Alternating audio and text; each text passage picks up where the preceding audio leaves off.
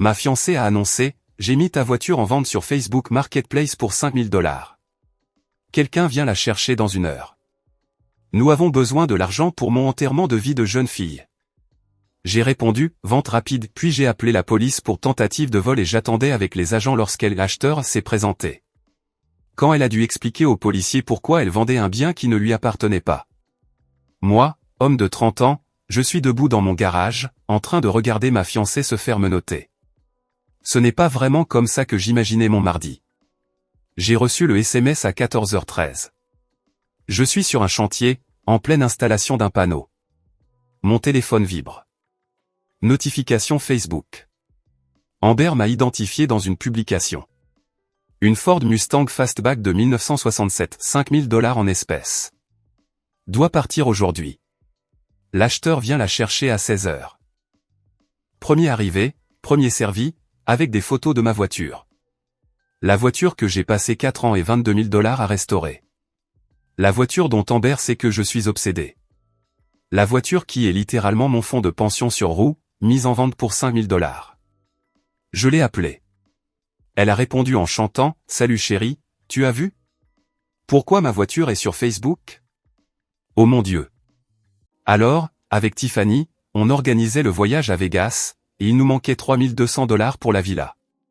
Du coup, j'ai eu cette idée de génie. On n'a qu'à vendre ta voiture. Problème résolu. Le gars arrive à 16h. Je tiens mon téléphone, sans rien dire. Mon cerveau est en train de planter. Brett, allô? Tu as mis ma voiture en vente pour 5000 $. Ben, ouais. Il fallait qu'elle se vende vite, et ça a marché. Il est super content. Amber, cette voiture vaut 22 000 $. Ok, mais, on n'a pas besoin d'autant. On a juste besoin d'assez pour Vegas. Tu es tellement nul pour fixer les prix. Où est la carte grise? Quoi? La carte grise de ma voiture. Où est-elle? Oh, je l'ai. Je l'ai prise dans ton bureau ce matin. Tu as fouillé dans mon classeur. Chérie, on va se marier. Ce qui est à toi est à moi. Bref, je lui ai dit que j'aurais la carte grise signée et tout. Ça va être génial. La villa a une piscine sur le toit. Amber, tu ne peux pas vendre ma voiture. Elle est déjà vendue. Il arrive dans, quoi, 1h40. Tu devrais rentrer à la maison et, genre, lui donner les clés ou je ne sais quoi. J'appelle la police. Quoi? Pourquoi? Parce que tu commets un vol. Un vol? C'est ta voiture. Comment je pourrais te voler? C'est ma voiture. Tu n'en es pas propriétaire. Tu la vends sans permission. C'est du vol. Oh mon Dieu, tu es tellement dramatique. C'est pour notre mariage. C'est pour ton enterrement de vie de jeune fille. C'est la même chose. Je ne peux pas croire que tu... Attends, tu ne vas pas vraiment appeler la police, n'est-ce pas, Brett? Brett a raccroché. A appelé le 911. L'opérateur a décroché. 911, quelle est votre urgence? Ma fiancée vient de mettre ma voiture en vente sur Facebook sans ma permission. Elle a volé la carte grise chez moi et prévoit de finaliser la vente dans moins de 2 heures. J'ai besoin d'agents à mon adresse. Je suis rentré à la maison à 15h20. 2 voitures de police étaient déjà là. La voiture d'Amber dans l'allée. Des agents lui parlaient sur la pelouse. Elle pleurait. Tiffany était à côté d'elle, l'air furieux. J'ai garé ma camionnette. Je me suis approché. Le policier plus âgé, l'agent Mendes, d'après son badge, a semblé soulagé en me voyant. Monsieur Collins? C'est moi. Votre fiancé ici présente dit que c'est un malentendu, que vous lui avez donné la permission de vendre le véhicule. Absolument pas. J'ai sorti mon téléphone, je lui ai montré la conversation SMS, la publication Facebook, la partie où elle disait qu'elle avait pris la carte grise de mon bureau. L'agent Mendes a lu. Son partenaire, un gars plus jeune, a lu par-dessus son épaule. Les sourcils du partenaire se sont haussés. Madame, dit Mendes à Amber, avez-vous pris le titre de propriété du véhicule de sa maison? On vit ensemble. Ce n'est pas prendre. Votre nom est-il sur la carte grise? Non. Mais est-ce que votre nom est sur le certificat d'immatriculation? Non, mais on est fiancés. Madame, des fiançailles ne vous donnent pas la propriété légale des biens de quelqu'un d'autre. Tiffany s'est avancée. C'est insensé. Il se marie dans 6 semaines. Brett fait juste son difficile. Madame, reculez, s'il vous plaît. Il essaie de gâcher son enterrement de vie de jeune fille pour une voiture. Mendes s'est tourné vers moi. Avez-vous le certificat d'immatriculation? Je l'ai sorti de ma camionnette, je le lui ai donné. Mon nom, uniquement mon nom. Et vous ne lui avez pas donné la permission de vendre ce véhicule? Non, monsieur. Je l'ai découvert grâce à la publication Facebook. Où est la carte grise maintenant? À l'intérieur, dit Amber doucement. Dans mon sac à main. Je vais avoir besoin que vous la rendiez à monsieur Collins. Tu es sérieux, là? Madame, vous avez pris des documents de propriété qui ne vous appartiennent pas et avez tenté de vendre un bien que vous ne possédez pas. C'est du vol et de la fraude. Vous avez de la chance que monsieur Collins nous ait appelé avant que la vente ne soit finalisée, sinon vous feriez face à des accusations de crime. Amber a commencé à pleurer à chaudes larmes. En sanglotant, le mascara coulant. La sonnette a retenti. 15h58, nous nous sommes tous retournés. Un gars dans la cinquantaine, debout là, dans une veste Harley, tenant une enveloppe épaisse, regardant toutes les voitures de police, très confus. Je suis là pour la Mustang. L'agent Mendes s'est approché. Monsieur, je crains que le véhicule ne soit pas à vendre. La personne qui l'a mis en vente n'en est pas la propriétaire. Le visage du gars est passé de confus à furieux. Vous vous moquez de moi, là? J'ai conduit pendant 2 heures. J'ai pris un jour de congé. J'ai $5000 en espèces. Je m'excuse pour le désagrément, monsieur. Cela a été publié à l'insu ou sans la permission du propriétaire. L'acheteur a regardé Amber. Alors, vous essayez de m'arnaquer? Non, C'est compliqué. Garde ça pour toi, ma petite dame. Il s'est tourné vers Mendes. Je veux déposer une plainte. C'est de la fraude. Vous êtes libre de déposer une plainte, monsieur. Je peux vous donner les informations. L'acheteur a passé 10 minutes à donner ses informations, lançant des regards noirs à Amber tout le temps. Il est finalement parti en marmonnant à propos de gens fous et de perte de temps. Après son départ, Mendes s'est tourné vers Amber. Madame, je vous place en état d'arrestation pour tentative de vol et de fraude. Quoi? Vous avez le droit de garder le silence.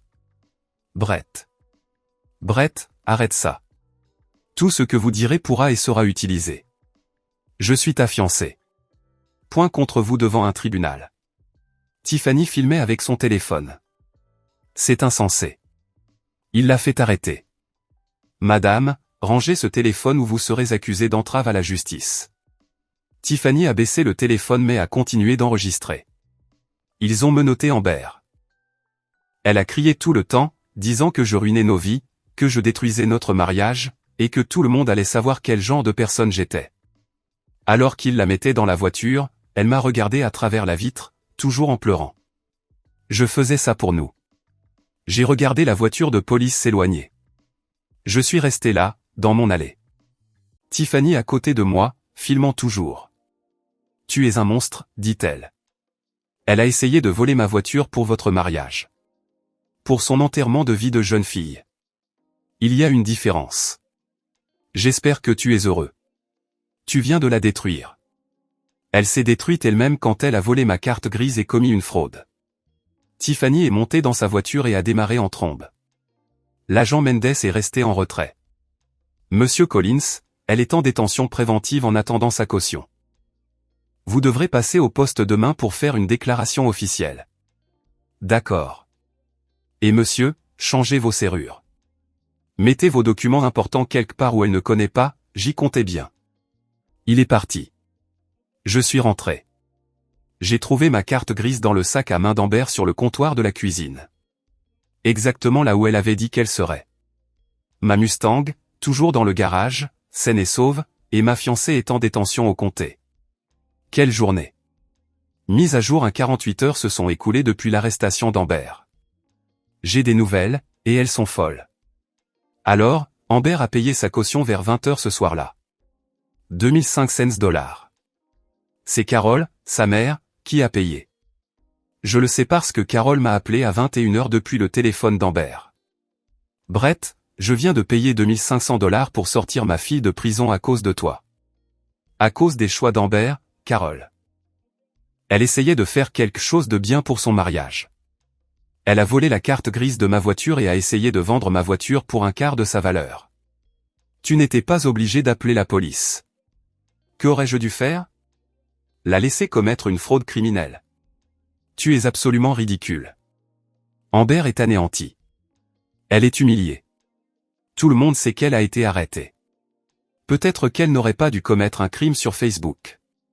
Carol a raccroché. Le lendemain matin, j'ai reçu un appel du poste de police. L'inspecteur Garcia voulait que je vienne faire une déposition. J'y suis allé à 10 h. J'ai fait ma déposition complète. Je leur ai tout montré. La publication Facebook, les messages textes, la chronologie. Garcia avait l'air presque amusé. Monsieur Collins, en 12 ans de carrière, je n'ai jamais vu quelqu'un publier les preuves de son propre crime de manière aussi publique. Amber n'est pas du genre à beaucoup réfléchir. Clairement. Elle est accusée de tentative de vol, de tentative de fraude et de possession de documents volés. Ce dernier point vient du fait qu'elle a pris votre carte grise. Qu'est-ce qu'elle risque? Ça dépend. Première infraction, elle obtiendra probablement une mise à l'épreuve et des amendes, mais ce sera dans son casier judiciaire. Bien. J'ai quitté le poste, je suis rentré chez moi, et j'ai trouvé Amber assise sur les marches de mon Porsche. On doit parler. Comment es-tu arrivé ici? Tiffany t'a conduite? Uber. Brett, s'il te plaît. On peut juste parler? Juste 5 minutes. Tu as essayé de voler ma voiture, Amber. Je ne la volais pas. Je la vendais pour nous aider. En falsifiant ma signature sur une carte grise. C'est de la fraude et du vol. Je ne pensais pas que c'était si grave. Ne pas penser, c'est un peu ta marque de fabrique. Brett, s'il te plaît. Je suis désolé. J'ai merdé. Est-ce qu'on peut juste arranger ça et passer à autre chose? Le mariage est dans 5 semaines. Il n'y aura pas de mariage. Son visage s'est décomposé. Quoi? J'appelle le lieu de réception aujourd'hui, j'annule tout. Tu ne peux pas. On a tout payé. J'assumerai les pertes. C'est fini, Amber. Pour une erreur. Pour m'avoir volé, puis t'être fait arrêter, et ne toujours pas comprendre ce que tu as fait de mal. J'ai fait une erreur. Les gens font des erreurs. Les gens font des erreurs comme brûler le dîner ou oublier un anniversaire. Tu as commis des crimes. Plusieurs crimes. Ce n'est pas une erreur. Elle s'est mise à pleurer. Tout le monde va le savoir. Tout le monde va demander pourquoi on a annulé. Dis-leur la vérité. Je ne peux pas. C'est humiliant. Tu aurais dû y penser avant de le publier sur Facebook. Elle est partie en sanglotant. Je suis rentré et j'ai commencé à passer des appels d'annulation. Cet après-midi-là, mon téléphone a commencé à exploser. Les demoiselles d'honneur d'Amber, sa famille, des gens au hasard de la liste des invités, tous avec des variations de « Qu'est-ce que tu as fait ?» Amber est dévastée. Comment as-tu pu lui faire ça? J'ai bloqué la plupart d'entre eux. Mais j'ai répondu quand le père d'Amber a appelé. Brett, ma fille a fait une erreur. Une grosse erreur. Mais vas-tu vraiment mettre fin à 3 ans de relation pour ça? Dan, elle a essayé de vendre ma voiture pour financer une fête. Je sais. Je sais. C'était stupide, mais elle est jeune. Elle ne réfléchissait pas, elle a 28 ans. C'est assez vieux pour savoir ce qu'on fait. Je te demande, d'homme à homme, de reconsidérer. Donne-lui une autre chance.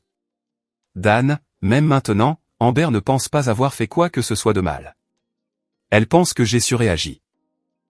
C'est ça le problème. Silence. Et si elle suivait une thérapie? Est-ce que tu y penserais alors? Non, c'est fini. Je suis désolé. Il a raccroché. Plus tard dans la nuit, j'ai reçu un SMS d'un numéro inconnu. C'est Tiffany. Tu as ruiné la vie d'Amber. J'espère que tu pourras vivre avec ça. Bloqué. Puis un autre numéro inconnu. Brett, c'est Kayla, demoiselle d'honneur. Ce que tu fais est cruel. Amber a fait une erreur et tu l'as détruit pour ça. Ce n'est pas de l'amour. Bloqué. Un autre numéro. Tu es un maniaque du contrôle qui ne supporte pas qu'une femme forte prenne des décisions. Amber mérite mieux. Bloqué. Elles utilisaient différents téléphones pour contourner mes blocages. Malin. Énervant. Ce matin, deux choses se sont passées. Premièrement, le lieu de réception a appelé. Monsieur Collins, nous avons reçu un appel d'une certaine Amber disant que le mariage n'est pas annulé et que vous mentez. Quelle est la situation? Le mariage est définitivement annulé. Amber et moi ne sommes plus ensemble. Ignorez tout ce qu'elle dit. Compris. Nous le noterons dans nos dossiers. Deuxièmement, mon patron a appelé. Brett, situation bizarre. Une femme nommée Carole a appelé le bureau pour te parler de harcèlement. De quoi s'agit-il? La mère de mon ex-fiancé. Nous avons rompu. Elle est contrariée. Elle a dit que tu avais fait arrêter sa fille. C'est vrai. Elle a essayé de voler ma voiture. Longue pause. Sérieusement? Yep. Ok. Eh bien, on a dit à Carole d'arrêter d'appeler ici, mais sois prévenu au cas où elle essaierait à nouveau. Ça devient dingue. Mise à jour 2 une semaine depuis l'arrestation. Amber et sa famille ont complètement déraillé. Le harcèlement s'est intensifié immédiatement après que j'ai annulé le mariage, mais c'est devenu bien pire. Dimanche, Amber s'est de nouveau présentée chez moi. Cette fois avec Carole, Dan et Tiffany. L'escouade d'intervention au complet. Je n'ai pas ouvert la porte. J'ai parlé via la caméra Ring que j'avais installée la veille. Brett, tu dois ouvrir cette porte tout de suite, a dit Carole. On ne partira pas tant qu'on n'aura pas parlé. Il n'y a rien à dire. C'est fini. Partez. Tu ne peux pas juste jeter 3 ans comme ça. Je le peux quand quelqu'un commet une fraude contre moi. Dan s'est avancé. Fils, tu n'es pas raisonnable. Amber a fait une erreur. Nous proposons de payer pour une thérapie de couple. Un nouveau départ. Dan, elle a essayé de voler ma voiture. Elle a paniqué. Les coûts du mariage sont écrasantes, et elle a fait un mauvais choix. Un mauvais choix, c'est acheter la mauvaise robe. Le vol est un crime. Amber s'est avancé. Brett, je ferai n'importe quoi. N'importe quoi. S'il te plaît, donne-moi juste une autre chance. Non. Je t'aime. On ne vole pas les gens qu'on aime. Ils sont restés 30 minutes. Ils sont finalement partis quand j'ai dit que j'appellerais à nouveau les flics.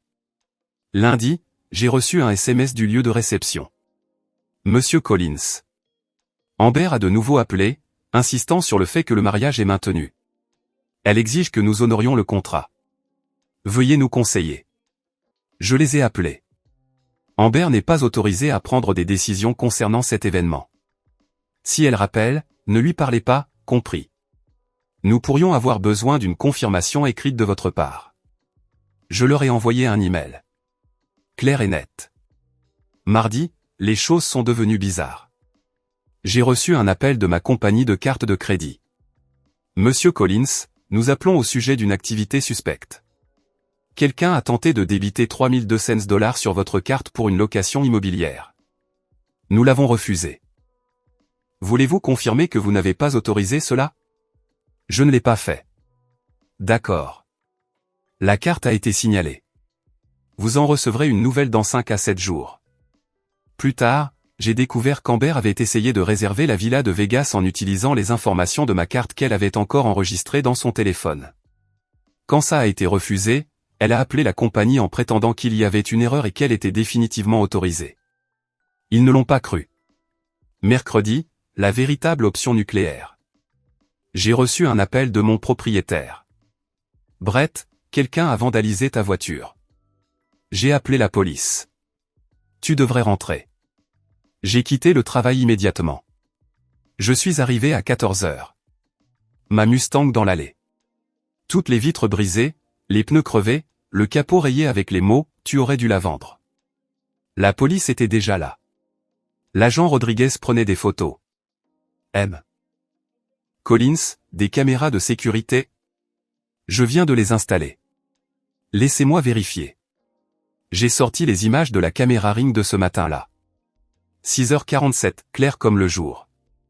Amber, avec une capuche, un pied de biche, brisant mes vitres une par une, crevant les pneus, rayant le capot, regardant directement la caméra à un moment donné. Elle n'a même pas essayé de se cacher. C'est elle, j'ai dit à Rodriguez. C'est Amber. Votre fiancée? Celle de l'affaire de la vente de voitures? Ex-fiancée. Ouais. C'est très mauvais pour elle.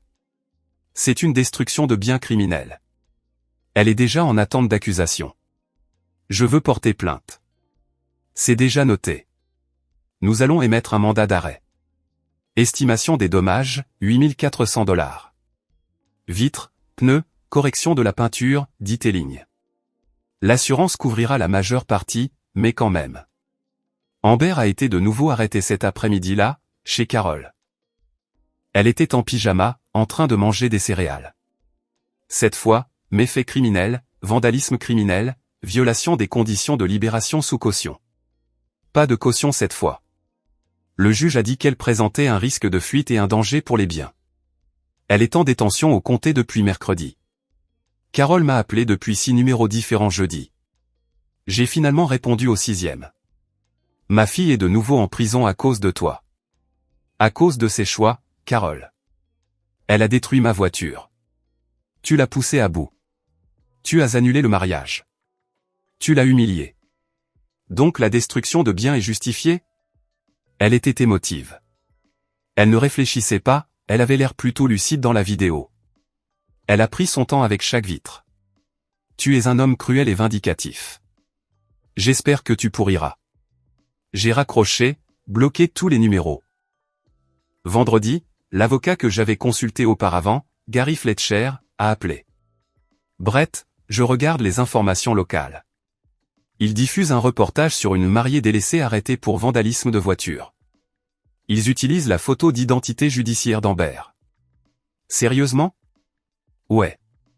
Tu devrais peut-être te préparer à ce que ça devienne plus public. Génial. Effectivement, le vendredi soir, c'était partout. Groupes Facebook locaux, le site web des actualités, des gens partageant l'histoire avec des commentaires comme « c'est dingue » et « à jeu stupide, conséquences stupides ». Certains amis d'Amber ont commenté pour la défendre. Elle a été poussée à ça. Brett est le vrai méchant, mais la plupart des gens n'étaient pas sympathiques. Samedi matin, Dan a appelé. Brett, on doit se parler en personne. Je l'ai rencontré dans un café. Il avait l'air de ne pas avoir dormi depuis des jours. Ma fille est en prison, faisant face à plusieurs accusations criminelles. Sa vie est ruinée. Elle l'a ruinée elle-même. Brett, que faudrait-il pour que tu abandonnes les charges? Les 2 séries. Je n'abandonne rien. De l'argent. Nous pouvons payer pour les dommages et un supplément. 20 000 $. Tu laisses tout tomber. Elle suit une thérapie. Déménage. Tu ne la reverras plus jamais. Dan, elle a commis des crimes. Plusieurs crimes, filmés. Je ne vais pas la laisser s'en tirer comme ça. Ma femme veut vendre notre maison pour payer les avocats. Ça détruit notre famille. C'est la faute d'Amber, pas la mienne. Il m'a juste regardé, puis s'est levé et est parti. Ce matin, j'ai reçu une lettre d'Amber, envoyée de la prison du comté. Brett, je sais que j'ai merdé. Je sais que je suis allé trop loin, mais j'étais tellement blessé et en colère et je ne réfléchissais pas. Tu étais tout mon monde et quand tu m'as enlevé ça, je ne savais pas quoi faire. Je t'aime. Je t'aimerai toujours. Je suis désolé. S'il te plaît, abandonne les charges. S'il te plaît, je t'en supplie. Je ne peux pas survivre ici. Pas un seul mot sur ce qu'elle a réellement fait de mal. Juste comment elle se sentait, comment elle a été blessée. J'ai jeté la lettre. Son audience pour les charges initiales est dans 2 semaines. Les accusations de vandalisme seront ajoutées. Elle risque maintenant une vraie peine. Gary dit qu'avec les 2 affaires combinées, probablement 18 à 24 mois si elle est reconnue coupable. Tout le monde est en colère contre moi. Comme si c'était moi qui avais essayé de voler une voiture puis l'avais détruite quand ça n'a pas marché. Mais honnêtement, je dors bien. Elle a fait ses choix. Ce sont ses conséquences. Ma Mustang est au garage. Ils disent qu'il faudra 3 semaines pour tout réparer. L'assurance s'en occupe, et Amber est en prison où elle doit être. Mise à jour finale 6 semaines depuis la tentative de vente de voiture initiale. 4 semaines depuis qu'Amber a détruit ma Mustang. Il est temps de conclure cette histoire. Les affaires judiciaires ont avancé rapidement. L'avocat d'Amber a essayé de négocier un accord de plaidoyer. L'accusation n'était pas intéressée. Votre cliente a commis un vol, une fraude et du vandalisme. Tout est documenté. Tout est filmé. Elle aura le maximum. Le procès a eu lieu la semaine dernière. Il a duré 2 jours. Le premier jour concernait la vente de la voiture. Le procureur a présenté la publication Facebook, les SMS, mon témoignage, le témoignage de l'acheteur, le témoignage de l'agent Mendes. L'avocat d'Amber a essayé de plaider qu'elle ne comprenait pas les implications légales et avait fait une erreur de jugement. Le procureur a montré le SMS où Amber disait qu'elle avait falsifié ma signature, a montré où elle avait pris la carte grise sans demander. Ce n'était pas de la confusion. C'était un vol et une fraude délibérée. Le jury avait l'air convaincu. Le deuxième jour concernait le vandalisme. Ils ont projeté les images de la caméra Ring en plein écran. Amber avec une capuche, brisant les vitres une par une, regardant la caméra. L'équipe aurait dû la vendre en grosses lettres. Son avocat a tenté de plaider la détresse émotionnelle et la folie temporaire. Le procureur, Madame, vous pouvez clairement la voir dans la vidéo. Elle est calme, méthodique. Elle prend son temps avec chaque vitre. Ce n'était pas un acte de rage spontanée. C'était une vengeance planifiée. Amber a pleuré pendant tout le procès. Carole sanglotait au premier rang. Dan était assis, le visage de pierre. Le jury a délibéré pendant 3 heures. Coupable sur tous les chefs d'accusation. Le prononcé de la peine a eu lieu hier. Je ne savais pas si je devais y aller. Gary a dit que ce serait bien de me présenter, de fournir une déclaration de victime, alors j'y suis allé. Le juge m'a demandé si je voulais parler. Votre honneur, Amber a détruit ma voiture, pas seulement un bien. Elle a détruit des années de travail et d'argent que j'ai investi dans sa restauration. Elle l'a fait purement par dépit. Elle n'a montré aucun remords. Tout a tourné autour de ce qu'elle ressentait, de la façon dont elle a été lésée. Elle n'a pas une seule fois reconnu ce qu'elle a réellement fait. Je demande à la cour de lui infliger la peine maximale. L'avocat d'Amber a fait un discours sur le fait qu'elle était jeune, qu'elle avait fait des erreurs et qu'elle méritait une seconde chance. Le juge n'a pas marché. Mademoiselle Rivera, vous avez commis plusieurs crimes contre quelqu'un que vous prétendiez aimer.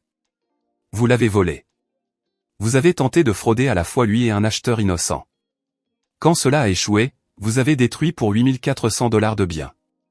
Vous n'avez montré aucun remords jusqu'à ce que vous fassiez face aux conséquences. Vous avez blâmé tout le monde sauf vous-même. Ce tribunal prend ses crimes au sérieux. Amber a écopé de 18 mois dans une prison d'État, pas une prison de comté. Prison d'État. $12 000 de dédommagement, ce qui inclut mes réparations plus les frais de justice. 3 ans de mise à l'épreuve après sa libération. Un casier judiciaire criminel permanent. Elle s'est effondrée en sanglots. Carole a commencé à crier. C'est trop sévère. Ce n'est pas une criminelle. Juge, madame, elle a commis des crimes. Cela fait d'elle une criminelle. Un autre éclat et je vous accuserai d'outrage à magistrat. Carole s'est humée à continuer de pleurer. Ils ont immédiatement placé Amber en détention. Elle m'a regardé alors qu'il la sortait. Je n'ai pas détourné le regard. À l'extérieur du palais de justice, Dan m'a approché. J'espère que tu es satisfait. Ma fille va en prison. Je ne suis pas satisfait, mais je ne suis pas désolé non plus. Elle t'aimait. Elle m'a volé, puis a détruit mes biens. Ce n'est pas de l'amour. Il s'est éloigné. Tiffany était là aussi.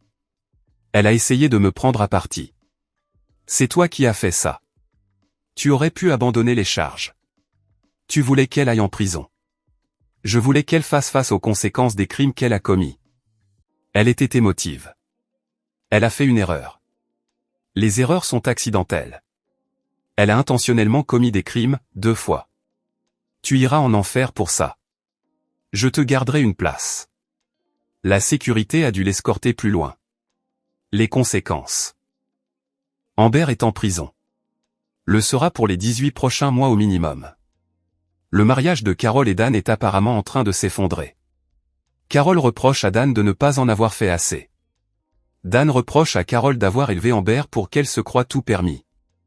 Tiffany a publié des choses sur moi sur les réseaux sociaux. Du genre, le système judiciaire abandonne les femmes. Ses abonnés sont partagés. La moitié est d'accord, l'autre moitié la critique. Le lieu de réception m'a remboursé la moitié de mon acompte après que j'ai expliqué la situation. Ils ont dit n'avoir jamais rien vu de tel. Ma Mustang a été réparée. Elle a l'air neuve, mieux qu'avant, en fait. L'assurance a tout couvert. Le travail se passe bien. Mon patron a entendu parler du procès, il a dit que j'avais géré ça comme un pro. Les rencontres? Pas encore. Mais je ne suis pas fermé à l'idée. Je suis juste prudent. J'ai reçu des messages de gens que je ne connais même pas. Certains me soutiennent, d'autres me traitent de sans-cœur pour avoir envoyé une femme en prison pour une voiture.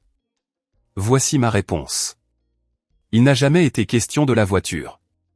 Il s'agissait de quelqu'un en qui j'avais confiance qui m'a volé, puis a détruit mes biens quand elle n'a pas obtenu ce qu'elle voulait, puis n'a montré aucun remords sauf de s'apitoyer sur son sort. Est-ce que je referais tout ça? Absolument. Certaines personnes pensent que l'amour signifie laisser quelqu'un vous blesser sans conséquence. Ce n'est pas de l'amour. C'est de la stupidité. Amber est en prison à cause des choix d'Amber, et de personne d'autre. J'ai récupéré ma voiture. J'ai gardé ma maison. J'ai gardé ma santé mentale. Et j'ai appris que lorsque quelqu'un vous montre qu'il ne vous respecte pas, ni vos biens, ni la loi, vous vous protégez, à chaque fois. Merci d'avoir suivi ce gâchis. J'espère que quelqu'un en tirera des leçons. Respectez les biens des gens, respectez la loi. Et si vous enfreignez les deux, ne soyez pas choqués de finir avec des menottes. Salut. They added it. Like, I think they're watching my stream and taking notes. Like, oh my god, wait, Bazzy, you know, they're gonna add annoying orange. If they add annoying orange, I'm genuinely concerned because they're probably watching my stream and they think, oh, this is a small streamer. We can take her ideas and no one will ever know. Everyone in this stream, I'm telling you now, I created the idea of adding annoying orange as your buddy in Fortnite. I thought it would be a really good idea. So if Fortnite debuts that at any point in the future, just know I did it first. Just know that. There's a grenade that can crank 90s for you. What?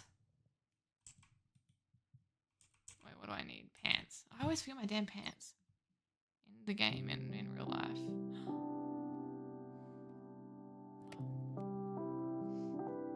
Perfect timing.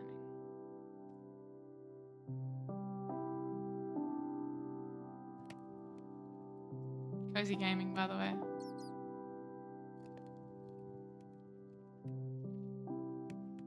What's Fortnite? You know Bannerborf TTV and not Fortnite? Bro, Bannerborf TTV is Fortnite. If you don't know Bannerborf TV, you don't know Fortnite. And if you don't know Fortnite, you don't know Bannerborf TTV, bro. I think I need to change my name just to Bannerborf TV. I'm realizing this right now. What is electricity? Essentially, yes. You just asked the same question. What is Fortnite? What is living? Same question, essentially. Okay, guys. Are you seeing this? Are you seeing this? I did it. I did it.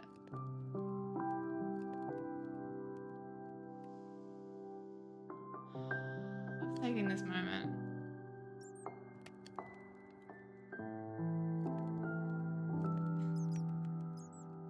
It took me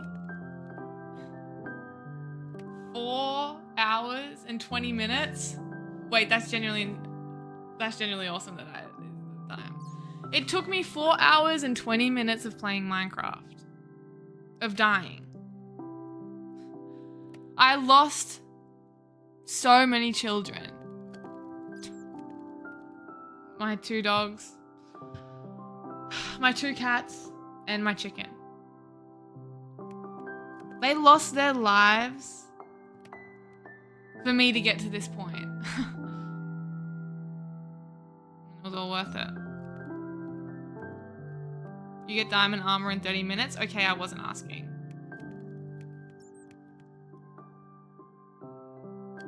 I'm blind? Okay.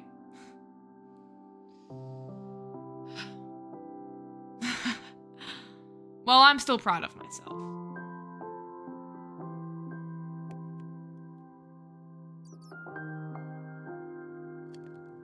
I'm looking off into the distance. I'm pondering my place in this world. Will I ever get more than iron armor? Stand proud, you are strong. Thank you. Thank you. I genuinely didn't think that I would make it to this point. I genuinely didn't think I would ever make it to iron armor. And I did it. Oh my freaking god. And look how much more iron I have coming. It's like, oh my god, oh my god, oh my god, oh my god. Oh my god, oh my god. This is genuinely the best day of my life. Make a shield. I just heard something behind me and I got scared.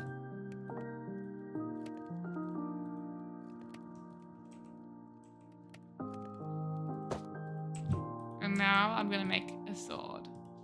I haven't made a single sword this entire stream. It's done.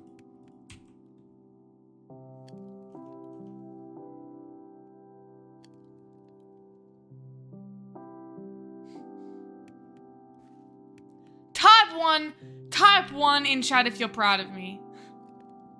Type 1 in chat if you're proud of me to get to this moment.